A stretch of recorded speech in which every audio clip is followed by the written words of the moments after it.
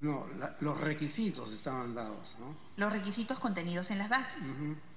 Sí estaban dirigidos entonces para que las empresas brasileñas que usted describe como de mayor experiencia fueran las que tuvieran la concesión. Estaban definidos para que participaran aquellos que tenían experiencia. En ese momento probablemente no se hizo un análisis de ese tipo. Los entes que colaboraron en ese momento, como KPE, como me parece haberle escuchado decir, se tomaron en cuenta todo lo que decían, ¿no? Se tomó en cuenta todo lo que decían.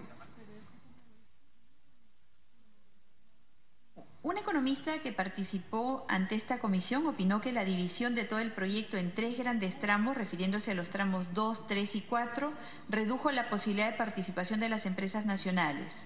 Pues si realmente se hubiera querido tener una mayor concurrencia de postores, el proyecto debió ser dividido en tramos de menor longitud.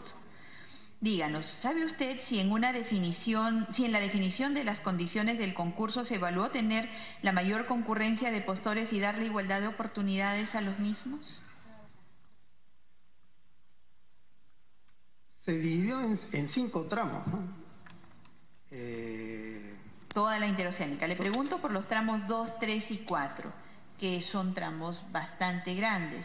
La consulta va en el sentido de si al momento de definir las condiciones del concurso, ustedes evaluaron que estas condiciones permitan la mayor participación de empresas. Sí, a ver, estábamos hablando de 2 tramos de 300 kilómetros y un tramo de 400 kilómetros. Indudablemente, si en ese momento nosotros hubiéramos decidido dividirlo en 10 subtramos, hubiese sido mayor la posibilidad de que participaran mayor cantidad de empresas. Pero nos pareció que carretera de 300 kilómetros era una distancia conveniente para que salieran como el proyecto en una concesión. Cuando dice nos pareció, ¿a quiénes se refiere? Damos la bienvenida al congresista Gino Costa. Todo lo que formamos el equipo, todo era discutido al interior del equipo. ¿Alguno de los ministros mostró su interés o preocupación a fin de lograr una mayor participación de empresarios peruanos, es decir, de lograr la mayor participación en este concurso? ¿Algún ministro se interesó, preguntó si un tramo de 300 kilómetros o de 500 kilómetros brindaba condiciones para la mayor participación de empresas? No. No. Congresista Castro. Usted nos indica, porque esta es la madre del cordero, el hecho de determinar 300 kilómetros, eso es una barrera de entrada, o sea, limita, restringe, direcciona el proceso. Es el tema de fondo.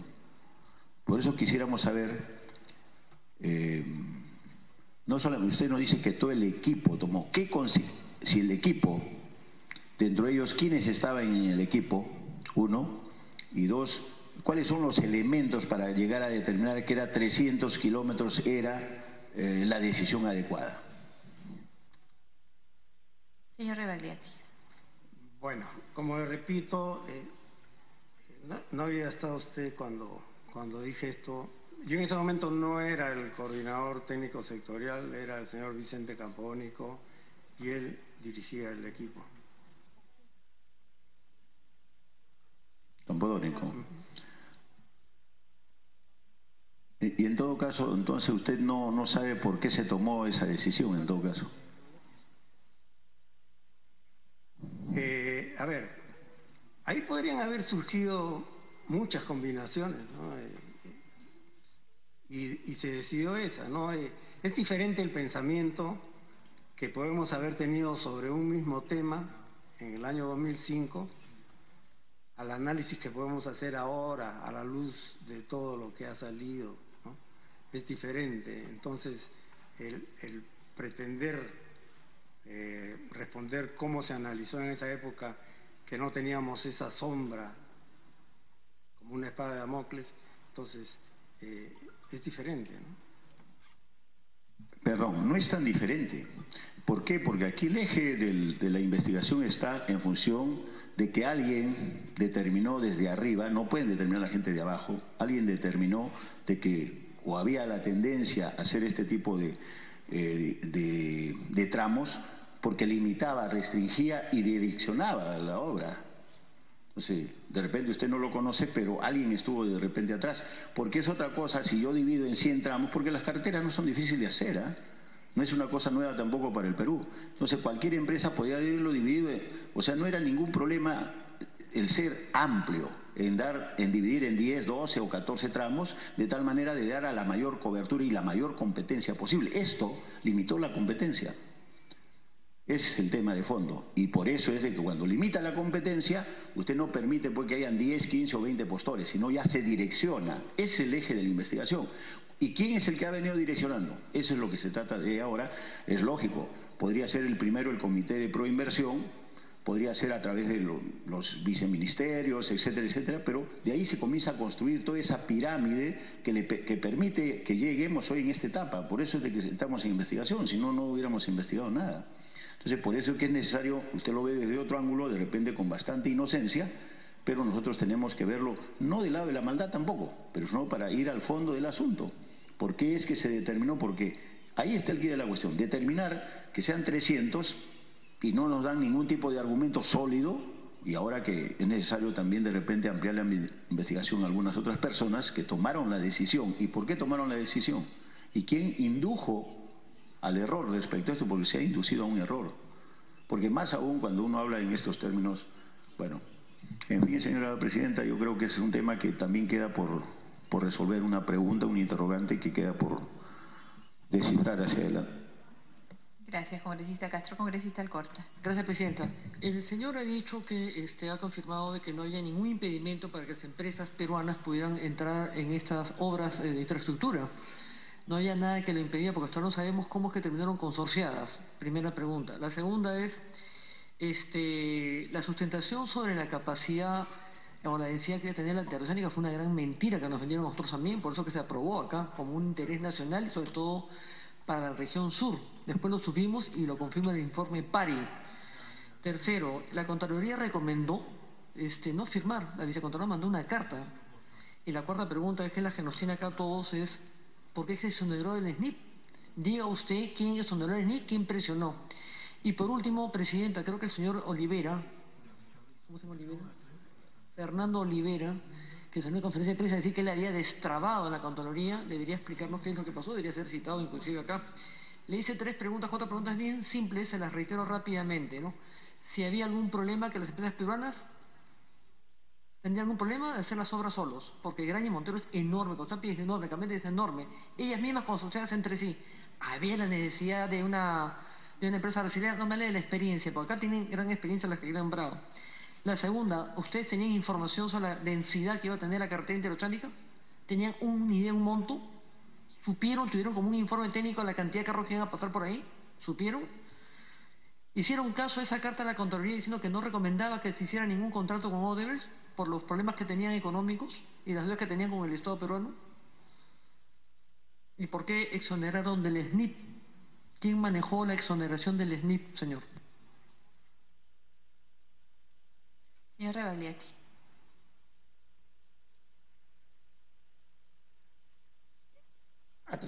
Con respecto a la primera pregunta, existía problema de que las empresas peruanas hicieran la obra.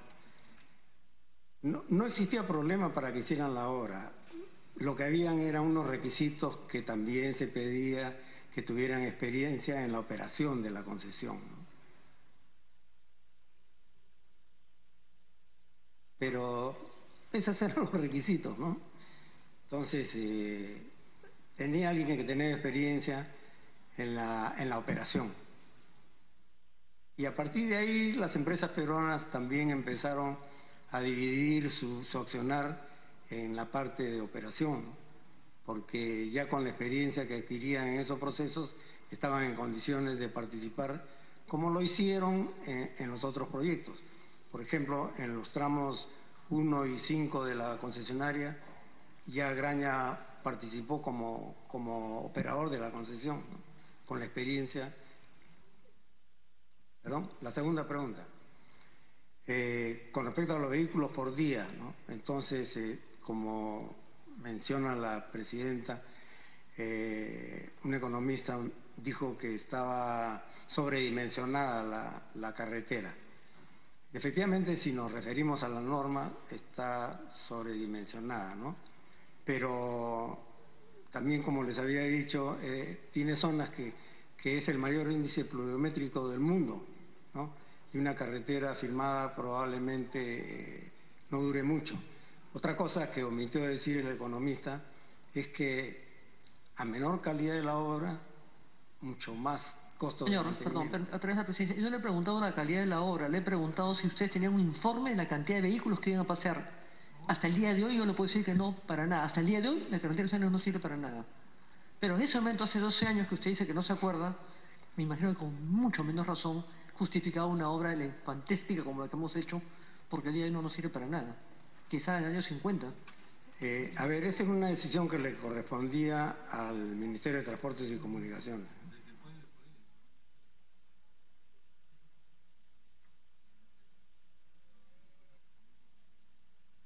La carta de la Contraloría del 4 de agosto. Efectivamente, ese es un tema total y absolutamente legal, ¿no? Que ya fue tratado en esta misma comisión, me parece, en extensión. Nosotros no tuvimos participación en esos temas. No, si usted está encargado de los proyectos y la Contraloría manda una carta diciendo que no se haga la obra por los problemas que tiene Odebrecht, y usted está encargado de los proyectos según el cargo que tiene acá usted, jefe de proyectos de Proinversión Perú, para informar sobre la participación de la Coordinadora Técnico Sectorial Proinversión durante el proceso de concentración proyecto Corredor Vías Interoceánica. Usted estaba ahí. A través de presidenta. El proceso lo conducía el comité especial. No era parte del comité. No la escucho, ¿no? Usted no participaba para nada, el comité estaba en un lado y usted estaba en el otro siendo jefe de proyectos. Usted es mi hermano, pero no sé nada, ¿así es? A ver, le explico. El 4 de agosto, yo estaba haciendo el acta de cierre con el abogado, ¿no? Era el encargado de hacer el acta de cierre. En ese momento llegó la comunicación a Proinversión. En Proinversión se comunicaron con Sergio Bravo, que estaba viendo la parte formal en Palacio, y decidieron lo que ya nos han contado, y yo seguí haciendo porque el mismo comité decidió que se siguiera evaluando los documentos, ¿no? Ya, y la última, ¿quién exoneró todo este trámite del SNIP?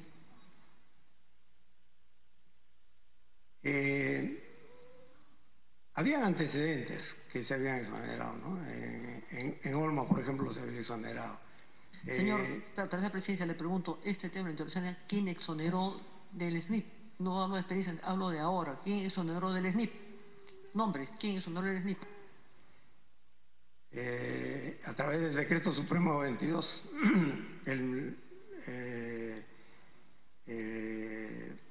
Proinversión no formaba parte del sistema de inversión pública. Entonces, el Ministerio de Transporte sí, porque todos los sectores formaban parte del sistema y el ente rector era el MEF.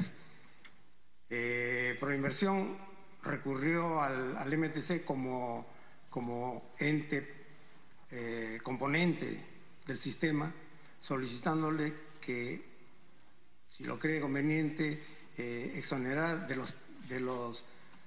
las partes que estime pertinentes. Señor Revalliati, a través de la presidencia, no me divague en la historia, le pregunto, ¿quién dispuso lo que usted está diciendo, por ejemplo? ¿Quién exoneró el SNIP y quién dispuso de que el Ministerio de Transporte, quién, no nos cuente historia, quién en nombre propio?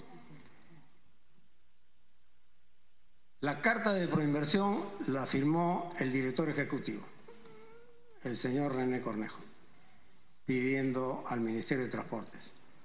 En el Ministerio de Transportes, el director de Planeamiento y Presupuesto de esa época, con el informe 048, lo elevó al ministro diciendo que ministro José, ¿cómo se?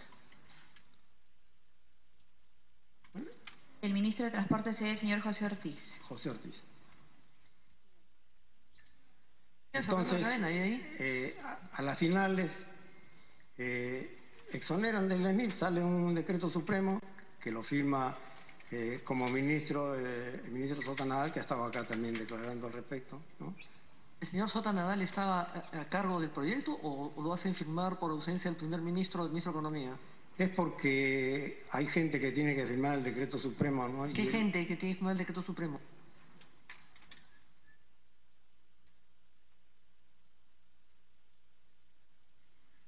El ministro de Economía tiene que validarlo. No estaba el ministro del titular Kuczynski, estaba su reemplazo y por eso lo firma el reemplazo. Pero para que lo firme el señor Sota Nadal ya había visto bueno de que se exonerara, ¿no es cierto?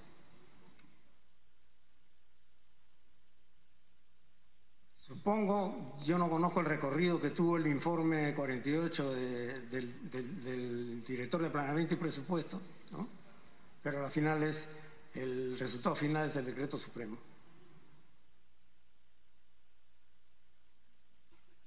Gracias, congresista Alcorta. Congresista Marisol Espinosa.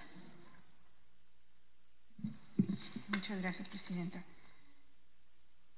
Uno de los principales cuestionamientos a IRSASUR ha sido efectivamente, como está señalado, su sobredimensionamiento mediante adendas y cómo se iban incrementando los precios referenciales.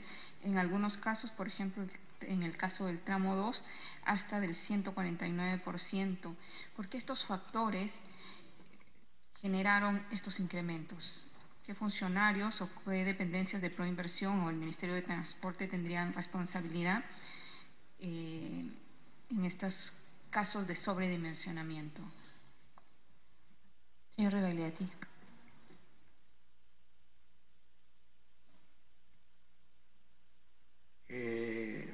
Bueno, el sobredimensionamiento ya establece un costo, ¿no? No sé si usted se refiere a los costos que se generaron adicionalmente a este costo con la obra sobredimensionada. A esos costos. Bueno, como explicamos el procedimiento al comienzo, Proinversión se encargaba hasta el momento en que se suscribía el contrato, ¿no? Y a partir de ahí el representante del Estado como concedente del Ministerio de Transportes y el organismo regulador eran los que lo administraban, ¿no? Se hicieron una serie de adendas que han justificado, pero que en todo caso ya no estuvieron bajo la égida de Proinversión. Elaborar todo el proceso de concesión, los procedimientos aprobados a través del decreto del procedimiento 05/2003 OE, se señalaba a la letra que tenía que existir un libro blanco. ¿Por qué el libro blanco se aprueba 1.200 días después, 1.278 días exactamente calendario, después de que ustedes entregaron todo el proceso? Señor Rebagliati. Por su intermedio.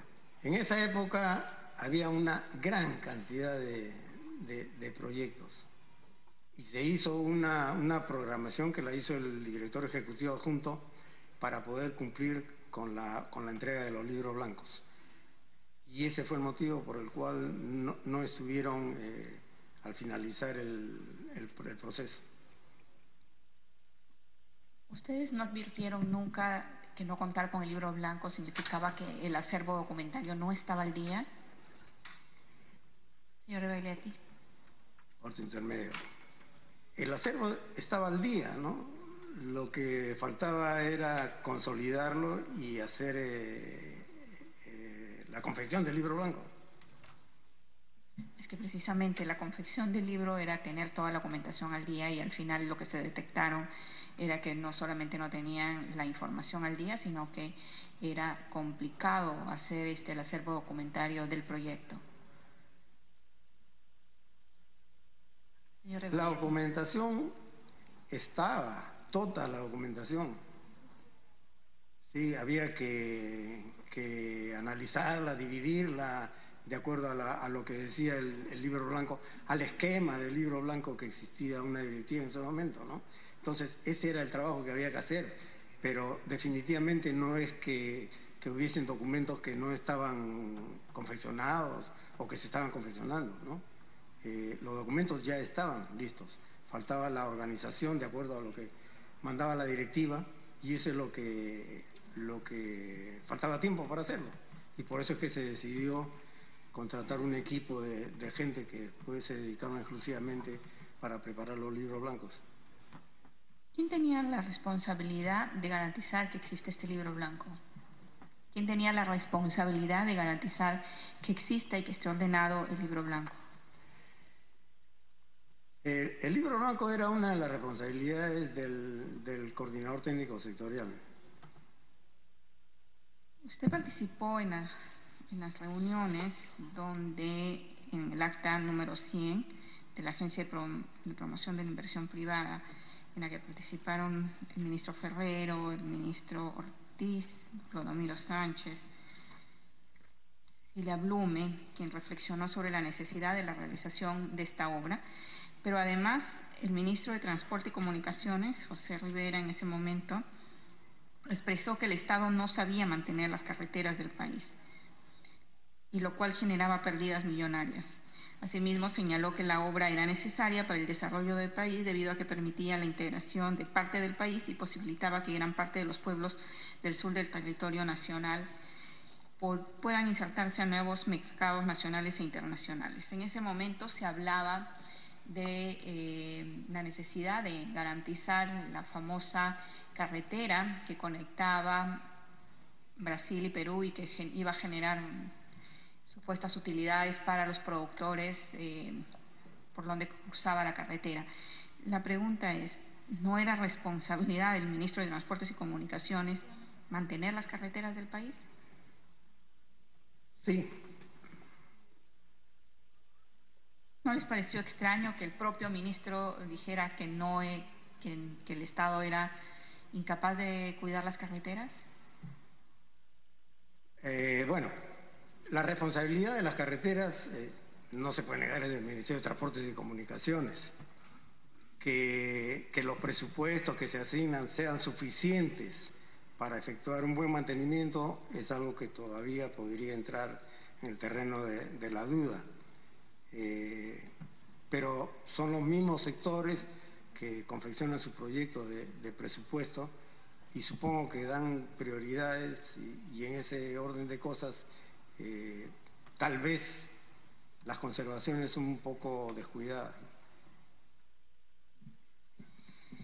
El mismo ministro, José Rivera, recordó el mencionado Tratado de Brasilia, que el 1 de noviembre del año 2000, los presidentes de los países sudamericanos suscribieron el denominado Convenio IRSA, referido al Plan de Acción para la Integración de la Infraestructura Regional de América Latina, que consideraba básicamente 9 ejes viales de integración y desarrollo, en los que en el Perú participaba en 4, el eje andino, el eje interoceánico, el eje del Amazonas y el eje Perú-Brasil-Bolivia. Finalmente, el ministro expresó que Proinversión se contaba cumpliendo un mandato legal establecido en la Ley 28214, que era de necesidad pública la ejecución de este proyecto. Y él se basa, insiste, en un acuerdo del año 2000. ¿Ustedes en qué se basaron para fundamentar esta carretera?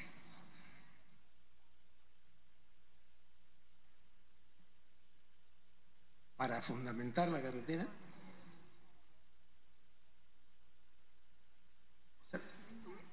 Para justificar la carretera. Para hacer la incorporación del proyecto interoceánica a estos mandatos supuestamente de convenios suscritos entre Perú y Brasil en el año 2000.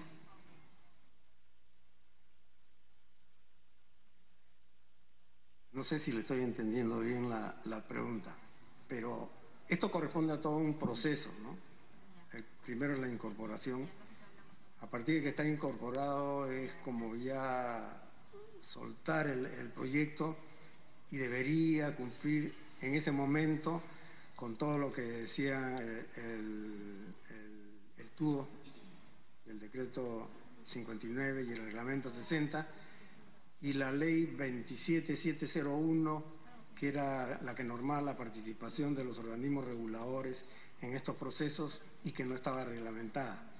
Además, la participación de la Contraloría, que decía que debería tener injerencia en aquellos aspectos que demandaban recursos del Estado, ¿no?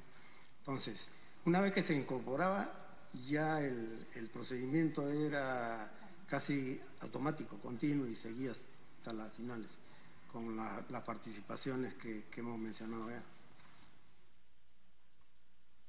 Cuando realizaron el análisis económico con la relación costo-beneficio de la obra, ¿se fijaron en las propuestas económicas que señalaban la rentabilidad excesiva por ejemplo, de uno de los cultivos ahí considerados, como era el caso de la piña? A ver, eso debería haberse visto en la aprobación del estudio de factibilidad y en la declaración de viabilidad del tema, aspectos que no se vieron. Gracias, congresista Espinosa. ¿Algún señor congresista desea formular preguntas? Si no, continuamos con... Señor Rebaldeati, en la sesión del 19 de mayo del 2005, el acta 99, usted informó los avances en el proyecto IRSA Sur, entre otros puntos. Toca el tema de las inversiones y riesgos, señalando que dada la naturaleza del estudio de factibilidad, era probable que los montos indicados sufran variaciones al momento de realizar los estudios definitivos y que, por tanto, estos riesgos deberían ser trasladados por los postores a sus propuestas de pago, es decir, que el Estado asumiría ese riesgo. Incluso en esta acta se deja constancia que el concesionario Interoceánica, conformada por Odebrecht, manifestó que su monto de inversión estaba por encima del estudio de factibilidad. Igualmente, Consorcio Intersur, conformado por Queiroz Galbao, Andrade Gutiérrez y Camargo Correa, informó que había calculado un monto de inversión de 1.181 millones de dólares. Aquí llama la atención que justamente los dos consorcios que opinaron sobre el tema de la variación del monto de inversión, señalando que el monto sería mayor, fueran las que un mes después ganaran la buena pro de los tramos 2, 3 y 4. ¿Es casualidad? Pero para aclarar este tema le pregunto, ¿cuál era la naturaleza del estudio de factibilidad referida por usted? ¿Cómo naturaleza? Sí, ¿cómo explicó usted este estudio de factibilidad? ¿Qué significaba este estudio de factibilidad? ¿Qué alcances en términos de inversiones daba este estudio de factibilidad?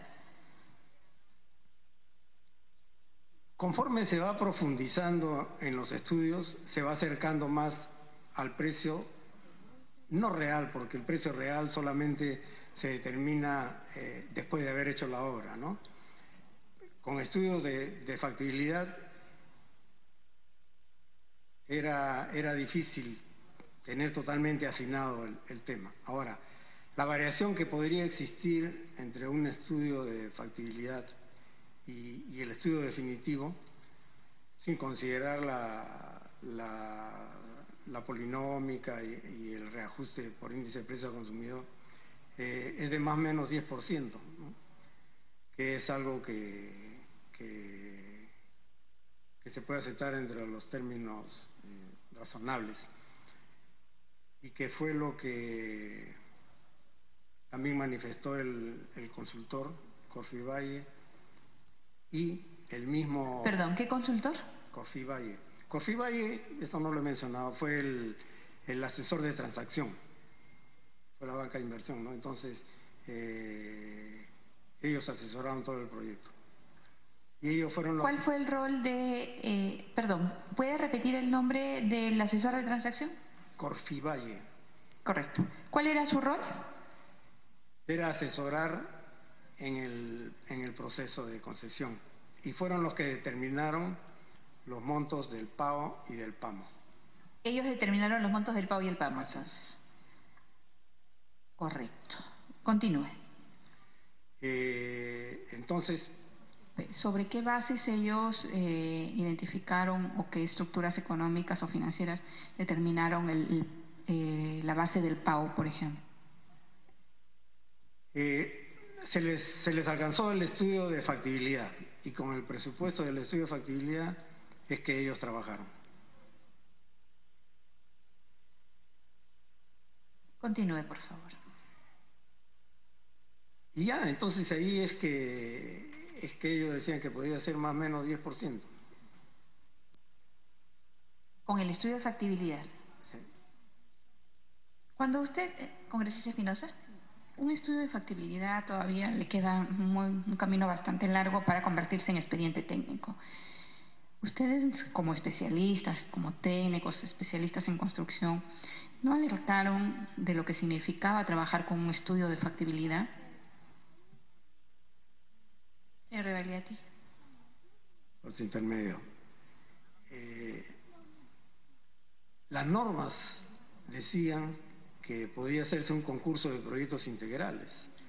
Un concurso de proyectos integrales incluye la posibilidad de que los estudios definitivos de ingeniería los realice el concesionario, ¿no? Entonces no es nada que esté ajeno a la normatividad. Congresista Espinosa. Sí, definitivamente la legalidad era una de las cosas que se cuidó, pero no significa que la legalidad está de la mano. O sea, una de las cosas que ellos cuidaron mucho que se haga con un marco legal inadecuado a la luz de los resultados el día de hoy. En ese momento no se apreció, no se vio. Pero claro, si la misma empresa iba a hacer el estudio de ingeniería, entonces ¿por qué después se cobran arbitrajes, montos adicionales de la obra, si son ellos mismos los responsables de hacer el estudio de ingeniería? Corfivalle determinó los montos de PAO y PAMO y con esos montos se salió a concurso, con esos montos. Y una vez que presentaron los postores sus ofertas basadas en esos montos,